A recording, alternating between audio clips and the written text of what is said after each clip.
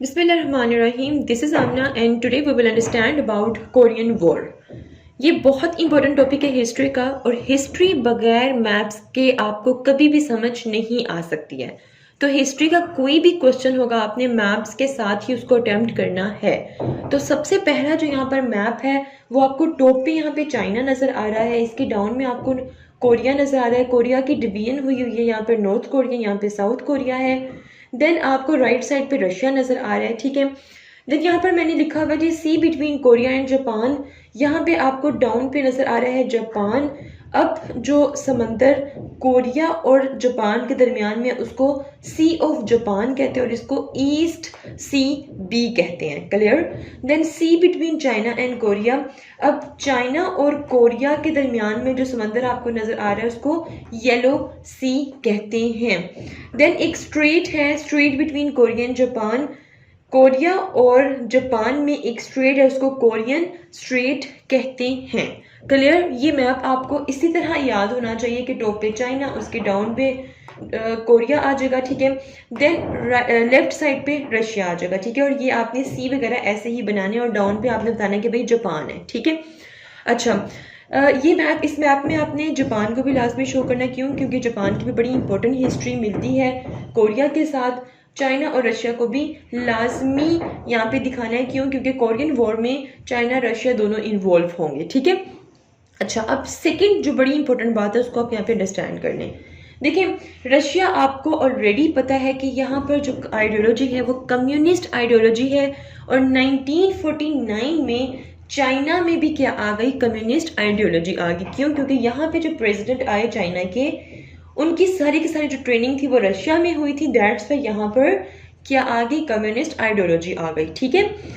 Cold war का ये जो टेन्योर है, जब कोरियन वॉर हुई है, ये वो टाइम था जब पूरी दुनिया में एरिया के हिसाब से सबसे बड़ा जो मुल्क था वो रशिया था, ठीक है। और पॉपुलेशन के हिसाब से जो सबसे बड़ा मुल्क था वो चाइना था, और इन दोनों मुल्कों में कम्युनिस्ट आइडियोलॉजी आ चुकी थी, और ये चीज़ एक्सेप्टेबल नहीं थी यूएसए को। क्लियर। अच्छा, अब नॉर्थ कोरिया को कोरिया को वर्ल्ड वॉर 2 के बाद डिवाइड कर दिया गया था, नॉर्थ कोरिया में और साउथ कोरिया में। नॉर्थ कोरिया किसके हिस्से में आया था? रशिया के हिस्से में आया था, और जो साउथ कोरिया ये यूएसए के हिस्से में आया था। अब नॉर्थ कोरिया में भी कम्युनिस्ट आइडियोलॉजी थी, बट साउथ कोरिया में कैपिटलिस्ट आइडियोलॉजी थी। अब एक ऐसा मुल्क जहाँ पे कम्युनिस्ट आइडियोलॉजी और उसके जो इर्द गिर्द के जो इसके नेबर्स स्टेट्स हैं वहाँ पे भी कम्युनिस्ट आइडियोलॉजी और इतने स्ट्रॉन्ग ये मुल्क हों, तो आप सोचें कि किस तरह कोरियन वॉर में साउथ कोरिया जीत सकता था। इट्स इम्पॉसिबल, ठीक। ओके, अब सेकंड मैप अंडरस्टैंड करते हैं, बट ये मैप अंडरस्टैंड करने से पहले आपको मैं थोड़ी सी हिस्ट्री में लेके चलूँगी, कोरिया की हिस्ट्री में, ठीक है। जापान इम्पीरियलिज्म, भाई ये लड़ाई है कोरिया की, जापान कहाँ से आ गया? देखिए, 1910 में जो जापान था उसने कोरिया के किंगडम को ऑक्युपाई कर लिया था, और तब से 1910 से 1945 मतलब कि 35 साल जापान ने कोरिया पर हुकूमत की। 1910 से पहले जो कोरिया था वो इंडिपेंडेंट था, मतलब कि 1000 साल से वो इंडिपेंडेंट था, किसी ने उस पर हुकूमत नहीं की थी। लेकिन 1910 में जापान ने कोरिया को ऑक्युपाई कर लिया, और ये जो हुकूमत थी, ये जो रेजीम थी कोरिया पर, दिस वाज ऑप्रेसिव रेजीम। ये बहुत ही जुल्म वगैरह कोरिया वगैरह पर किए, ठीक है। उनकी जो औरतें थी उन पर बहुत जुल्म हुआ। सो वर्ल्ड वॉर 2 का एंड हुआ जब एटॉमिक बॉम्ब गिराया गया, जापान पे उसको रोका गया मज़ीद आगे बढ़ने से। तो तब जो जापान था उसने कोरिया में भी सरेंडर कर दिया, और इस तरह जो कोरिया था वो आज़ाद तो हो गया, लेकिन मज़ीद आगे वो डिफरेंट स्टेट्स में डिवाइड हो गया।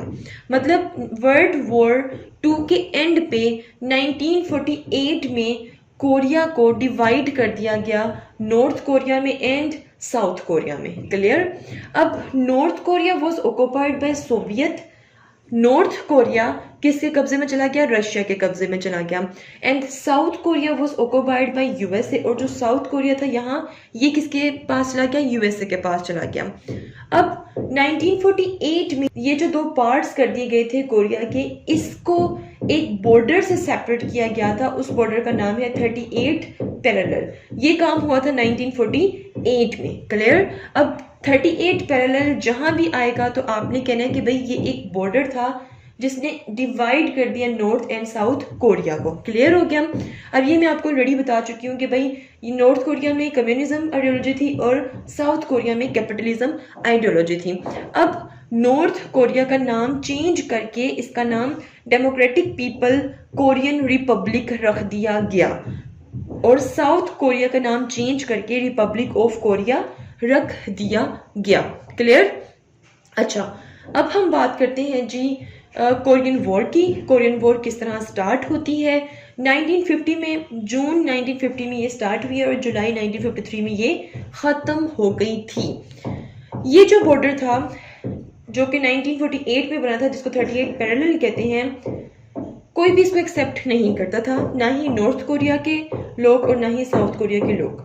वो इस बॉर्डर को एज अ परमानेंट एक्सेप्ट नहीं करते थे। उनको लगता था कि भाई ये नॉर्थ कोरिया वालों को लगता था साउथ कोरिया हमारे साथ मिल जाना चाहिए और ये एक किंगडम ही होना चाहिए, एक स्टेट के तौर पर नजर आना चाहिए। तो दोनों जो स्टेट्स थी wouldn't accept border as permanent, इस बॉर्डर को परमानेंट एक्सेप्ट नहीं करते थे।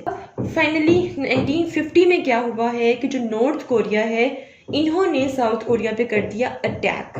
75 ट्रॉप्स ने साउथ कोरिया पे कर दिया अटैक। क्लियर? नॉर्थ कोरिया का जो कैपिटल था उसका नाम था पियोंगयांग, और जो साउथ कोरिया का कैपिटल था उसका नाम था सियोल। क्लियर?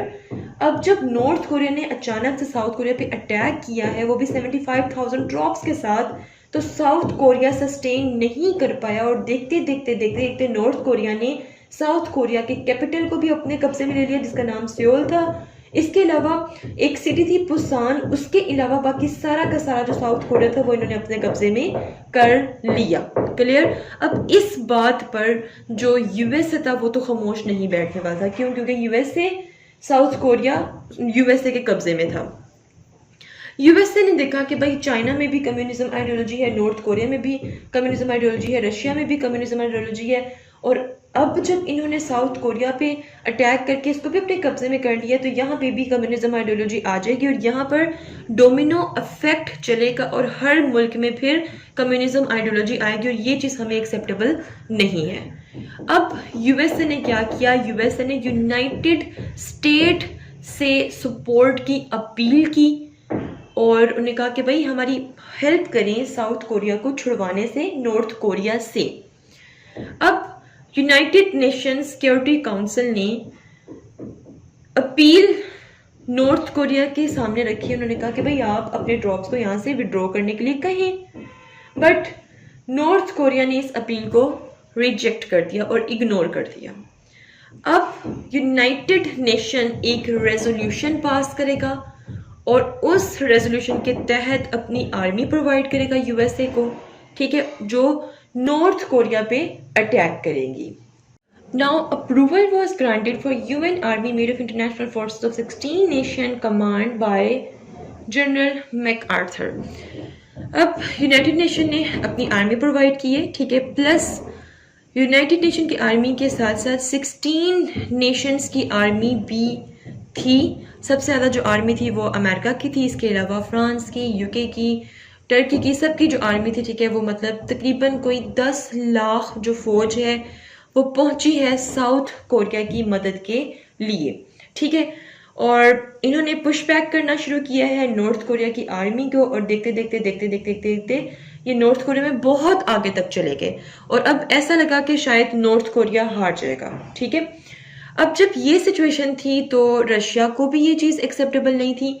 रशिया ने चाइना को कहा कि भाई आप यहाँ पर जाएं और इनकी मदद करें। अब चाइना को भी अपनी सिक्योरिटी का थ्रेट था, सो चाइना सेंडिंग 250,000 चाइनीज ट्रॉप। अब चाइना ने अपनी जो आर्मी थी वो मतलब यहाँ पे भेज दी, और अब जो नई आर्मी आ गई चाइना ने इसने ओवरवेलम किया साउथ कोरिया की आर्मी पे, मींस कि यूनाइटेड नेशन की आर्मी पे, और इनको पुश बैक करना शुरू किया और हैवी लॉस के साथ इनको पुश बैक करते गए और देखते देखते देखते देखते फिर से जो सियोल कैपिटल है साउथ कोरिया का, वो चाइना और नॉर्थ कोरिया की आर्मी के कब्जे में चला गया। अब ये वो सिचुएशन थी, ये बहुत ही टेंशन वाली सिचुएशन थी, और ऐसी सिचुएशन थी, यहाँ पर एक स्टेटमेंट लिखी हुई है which is very important. General MacArthur wanted to use atomic bomb once again. एक दफ़ा फिर से अमेरिका यहाँ पर सोच रहा था एटॉमिक बॉम्ब यूज़ करने का। उसको था कि भाई चाइना पे अटैक कर दो प्लस नॉर्थ कोरिया पे बॉम्ब गिरा दो। सीरियसली वो ये सब कुछ सोच रहा था, बट फाइनली वो पॉलिसी ऑफ कंटेनमेंट की तरफ गए। After 2 years of negotiations and armistice was signed in 27th July 1953। 2 साल नेगोशिएशंस होती रही, पीस टॉक्स होती रही, और फाइनल 1953 में एक ट्रीटी साइन हो गई।